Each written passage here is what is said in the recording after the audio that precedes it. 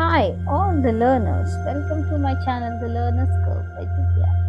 And today we are going to discuss about the child development. And here will see introduction, types of development, characteristics, and the principles of development. And finally, conclusion and the stages will be introduced in another video. And introduction. See, what is child development? It generally describes changes that occurs due to the learning that happens. As the child grows physically, they also develop in their knowledge, skills, and behavior. And uh, and here we see the characteristics of child development.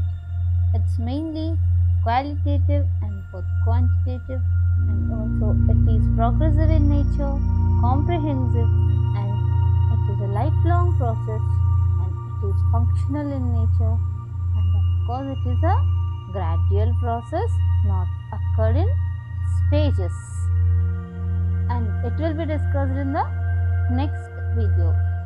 And the principles of the child development.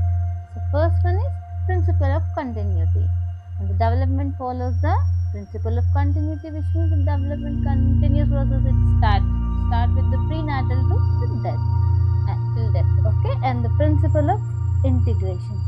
Integration means your development thus involves a movement from a whole to parts and from parts to the whole. This way it's an integration of the whole.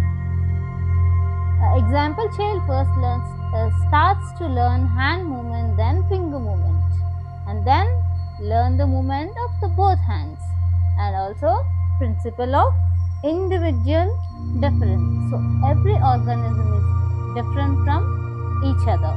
A same person, you cannot find two persons, even twins, with the same qualities.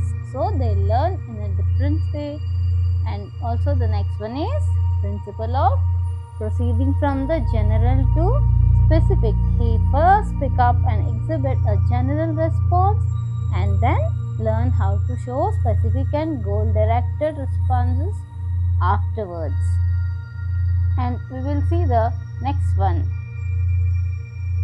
That is, you see, principle of interaction between the heredity and environment. So development of a child is a process that cannot be defined only based on heredity or environment.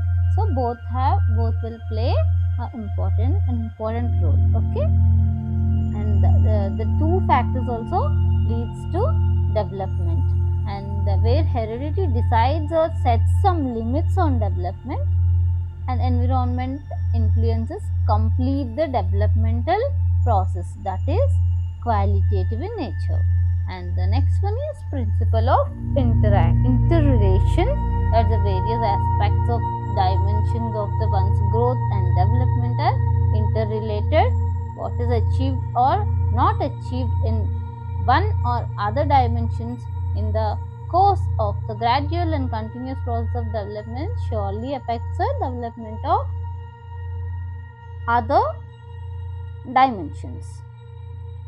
And the next one is principle of uniformity pattern. Although development does not proceed at a uniform rate and shows marked individual differences concerning the process and outcome of various stages of development, and it crosses a definite pattern also. And finally